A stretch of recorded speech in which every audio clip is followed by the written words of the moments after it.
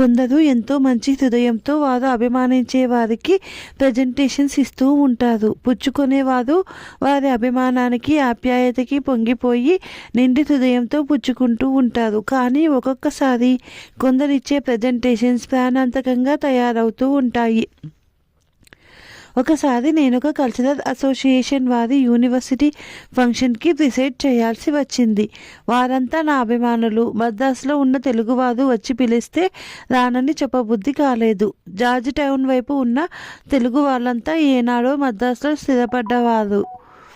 Function అయిపోయింది. వాళ్ళ నాటకాల్లో పాల్గొన్న వాళ్ళందరికీ బహుమతులు పంచడం అయ్యింది. బహుమతులతో పాటు ఆ వ్యాపారస్తుల్లో బాల్ పాయింట్ పెన్నులు తయారు చేసే కంపెనీ వారు అక్కడ అందరికీ తలొక బాల్ పాయింట్ పెన్ను ప్రజెంట్ చేశారు. ఎంతో అభిమానంతో ఆ ప్రెసిడెంట్ సెక్రటరీ ఆ బాల్ పాయింట్ పెన్నులు నాకు రెండిచ్చారు. ఒకటి చాలు, వద్దన్నా వినకుండా మా ఇంట్లో ఎవరికైనా ఇవ్వమని ఇచ్చారు 2. వాళ్ళ అభిమానానికి ఎంతో ఆనందపడిపోతూ తీసుకున్నాను.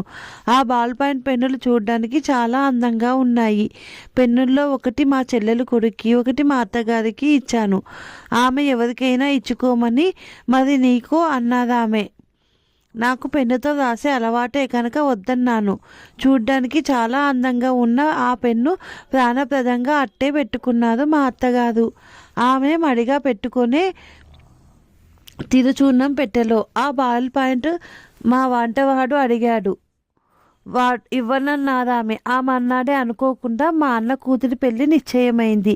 పెళ్లి బట్టలు కొనుక్కోవడానికి మా అత్తగారు, నేను, మా ఆడబిడ్డ, వదిన అంతా బయలుదేరాం వాడుగ్గా తీసుకునే బట్టల షాపుకు. వియ్యాల వారి పెట్టుడు బట్టలన్నీ ఎన్నెన్ని పెట్టాలో, ఎన్ని కొనాలో లిస్టు రాసుకోవడానికి నేను నా పెన్ను తీయపోతుంటే టక్కున మా అత్తగారు నేనిచ్చిన బహుమతి బాల్ పాయింట్ పెన్ను నాకు అందించారు. మందహాసం వెళ్ళి విరుస్తున్న ముఖంతో ప్రశ్నార్థకంగా చూస్తున్న నాతో, నా పెన్నుతో రాయవే, చక్కగా కొత్త పెన్ను, శుభమా అంటూ పెళ్లి బట్టలు కొనబోతున్నాం అన్నారు. ఆమెకి ఇలాంటి విషయాల్లో చాలా పట్టింపులు ఉన్నాయని నాకు తెలుసు. సరేనని లిస్టు రాసి ఆ బాల్ పాయింట్ పెన్ను, బట్టల జాబితా కాగితాలు ఆమె చేతికిచ్చాను. బట్టలు చూసే హడావిడిలో అటు ఇటు తిరుగుతున్న నేను మా అత్తగారికి ఏదైనా వస్తువిస్తే ఉడుములా పట్టుకుంటారు ఆమె. అంత జాగ్రత్త. ఎడం చేతుల్లో లిస్టు కాగితాలు, బాల్ పాయింట్ పెన్ను గట్టిగా పట్టుకొని ఆమె కూడా మాతో పాటు బట్టలు చూస్తూ, ఆమె కాలంలో కొన్నాడు చీరలు ఎట్లా ఉండేవో, ఆమె పెళ్ళికి వాళ్ళ నాన్నగారు ఎలాంటి చీరలు కొన్నారో వాటి విలువ ఈనాడు ఎంత ఉంటుందో చెప్తూ పట్టు చీరల దగ్గర నిలబడ్డారు. నేను మరోవైపు వెళ్ళి మగపెళ్లి వాళ్ళ బట్టలన్నీ కొని పట్టు చీరలు చూస్తున్న మా అత్తగారి దగ్గరికి వచ్చాను. పెద్ద పెద్ద జల్తారు చీరలు తీయమని చెప్పవే, మా కాలంలో కంచిపట్టు చీరలు మోయలేకపోయేవాళ్ళం. చూడు ఎట్లా ఉన్నాయో పట్టు చీరలు పల్చగా అంటూ ముందున్న చీరలు కొన్ని నా వైపు తోశారు. పెద్దమ్మగారు, చెప్పే చీరలు కూడా ఉన్నాయమ్మా, టెంపుల్ శారీస్ అంటారు వాటిని ఈ కాలంలో అంటూ పెద్ద పెద్ద సరిగా పట్టు చీరలు అలమారాలో నుంచి తీసి మా ముందు పడేశాడు. ఆ చీరలన్నీ తిరగేస్తూ ఎంత ఒక్కొక్క చీర అన్నారు మా అత్తగారు. 600, 700 అన్నాడు అంగడివాడు. అబ్బో, మా కాలంలో 200 ఇది ఒక్కొక్క చీర అంటూ మా అత్తగారు ఒక్కొక్క చీర చేతుల్లోకి తీసుకొని బరువు చూసి కింద పడేయడం మొదలుపెట్టారు. నాకు చీరల్లో ఎర్ర టెంపుల్ చీర నచ్చింది. తీసి చూడబోతే 2 నల్లటి సిరా మరకలున్నాయి. అదే మాదిరి ఇంకో చీర తీసి చూస్తే దాని మీద మరకలున్నాయి. పక్కనున్న చీరలు చూశాను. ఆ చీరల మీద సిరా మరకలున్నాయి. కొట్టువాడు కంగారు పడుతూ ఆ మరకలు ఎట్లా వచ్చాయా అని తిరగా బోర్లా వేసి చూడడం మొదలుపెట్టాడు. ఆ చీరలు భలేవాడివే, ఎవరు కొనని చీరలు మా నెత్తికి అంటగట్టాలని చూస్తున్నావా అన్నారు మా అత్తగారు వాడి వైపు కన్నెర్ర చేస్తూ. అబ్బే లేదమ్మా, కొత్త ప్యాకెట్ ఈరోజే విప్పాం, ఇంకా వెలలు కూడా వేయలే అన్నాడు కంగారు పడుతూ. వెలలు మనుషుల్ని చూస్తే వేస్తారులే, దానికేం గాని ఈ మరకలేంటట. శుభమా అని పెళ్ళికి కొనే బట్టలు ఇలాంటివి కొనమంటావా? మాకు నచ్చిన 2 చీరల్లోనూ సిరా మరకలున్నాయే, వేరే ఇలాంటివి లేవా అన్నారు మా అత్తగారు. అంగడివాడి నాకి అప్పటికే ముచ్చెమటలు పోశాయి గాబరాతో. ఇంతేనమ్మా, ఇక లేవు ఇలాంటి చీరలు, ఈ పెట్టెకే వచ్చింది ఈరోజు. మిగతావన్నీ అమ్మిపోయినాయి, తీసుకుండి. మీకు నచ్చితే ఆ మరక మేం ఎత్తేసి ఇస్తాం అన్నాడు. ఈ మరకల చీరలు మమ్మల్ని తీసుకోమంటావా? భలేవాడివే. ఈ మరకల చీరలు నువ్వే ఉంచుకొని నాకు మంచివివ్వు. చూడపోతే నెత్తి కట్టేవాడివిగా అంటూ మా అత్తగారు అంగడివాడి మీద మండిపడ్డారు. ఊరుకోండి, వాడుగ్గా తీసుకునే చోటు ఏమైనా అనుకుంటారని ఆమెతో రహస్యంగా చెప్పడానికి ఆమె దగ్గరికి వచ్చాను. ఆమె కట్టుకున్న పావురాయి రంగు చీర, పట్టు చీర పమిట మీద అలాంటి సిరామరకెలే ఉన్నాయి చాలా చోట్ల. నాకు చటుక్కున గుర్తొచ్చి, అత్తగారు మీ చెయ్యి చూపించండి అన్నాను. ఆమె ఎడం చెయ్యి విప్పి చూస్తే చెయ్యంతా బాల్ పాయింట్ పెన్ను సిరామయం.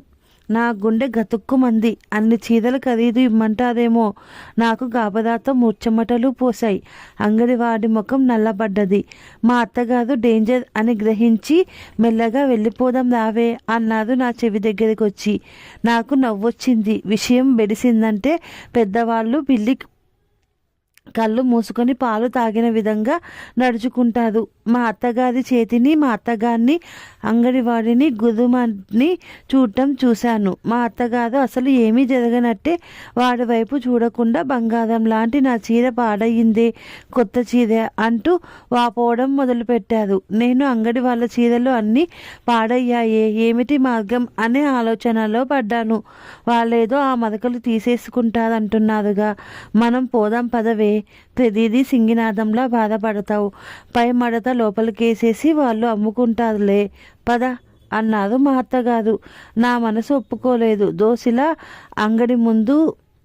అంగడి వాడి వైపే చూడ్డానికే భయపడుతూ, మీ యజమానిని పిలువు అన్నాను. తక్షణం పిలుచుకు వచ్చాడు.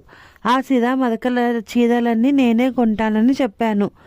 దానికేమ్మా, తీసుకోండి, మీ దగ్గర ఉంటే ఏం, మా దగ్గర ఉంటే ఏం అంటూనే ఆ చీరలన్నింటికి మా పేరు బిల్లు రాయమని చెప్పాడు. అన్నీ ఇప్పించింది. అన్నీ ఒకే రంగులో ఉన్నాయే, ఇంకేదైనా రంగు తీసుకుంటారా అన్నాడు. చాలు, మేమంతా ఒకే రంగులో కట్టాలనుకుంటున్నాం అని చెప్పాను. దాదాపు 2000 రూపాయలు బాల్ పాయింట్ పెన్ సిరా మరకల చీరలు కొన్నాం. మిగతా కొద్దిగా వియ్యాల వారికి మంచి చీరలు కొన్నాం. బయటకు వచ్చేటప్పుడు మా అత్తగారు, ఆ బాల్ పాయింట్ పెన్ను ఎవడో కుర్రాడికి రాసుకోదా, పెన్ను కొత్తదే, రాష్ట్రపు పెన్ను, నా చీర పాడు చేసింది చాలక 2000 వదిలించింది అంటూ ఆ పెన్ను వాడికిచ్చింది. నాకు అంత మనసు చికాకులోనూ పొట్ట చెక్కలయ్యే నవ్వొచ్చింది. మా అత్తగారు సాధారణంగా బాగా ఉండేది. మంచిది ఎవరికి చూస్తూ ఇవ్వదు. చాలాసార్లు మా పక్కింటి వాళ్ళకి ఆమె చేసిన పకోడీలు వారం రోజులయ్యాక పిలిచి ఇచ్చేది.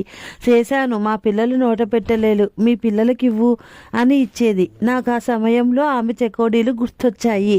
ఆ పిల్లవాడు ఆశగా తీసుకొని అంగట్లోకి వెళ్ళబోతున్నాడు. నేను ఆ పెన్ను లాక్కొని పక్కనున్న చెట్టబుట్టలో పడేశా.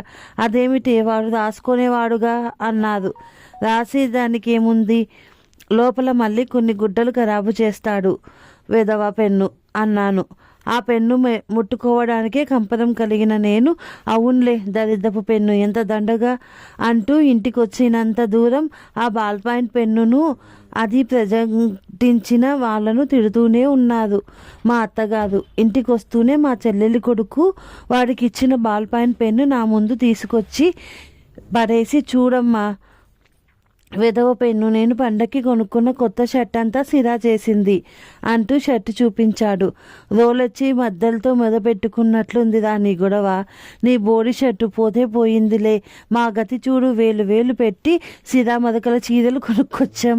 అయినా ఆ సన్యాసులు మూతలేని ఇలాంటి బోడి పాయింట్ పెన్నులు ఎందుకు ఇవ్వాలట అంటూ రుసరుసలాడుతూ వంటింటి వైపు వెళ్ళారు మా అత్తగారు. మా అన్నయ్య కూతురు పెళ్లికి మేము కొన్న సిరా మరక చీరలు వరుసగా అంతా కట్టుకున్నాం. ఉయ్యాలవారు మా చీరలు, వాటి మీద సిరా మరకలు చూసిన ఈ మరకలు అసలు నేతలోనే కొత్త డిజైన్స్గా వేశారా అని అడిగారు ఆశ్చర్యపడుతూ. అవునండి, ఇదొక కొత్త రకం డిజైన్ అని చెప్పారు కొట్టు వాళ్ళు, అందుకే కొన్నాం అన్నాను. అలాగా, అలాంటివే మాకు 2 తెప్పించండి అన్నారు. ఇవి దొరకవండి, వాళ్ళ దగ్గర స్టాక్ అంతా మేమే తీసుకొచ్చాం అని నేనంటుంటే మా అత్తగారు ఉండలేక ఏదో పని ఉన్నట్టు లోపలికి వెళ్ళిపోయారు. Thank you for watching.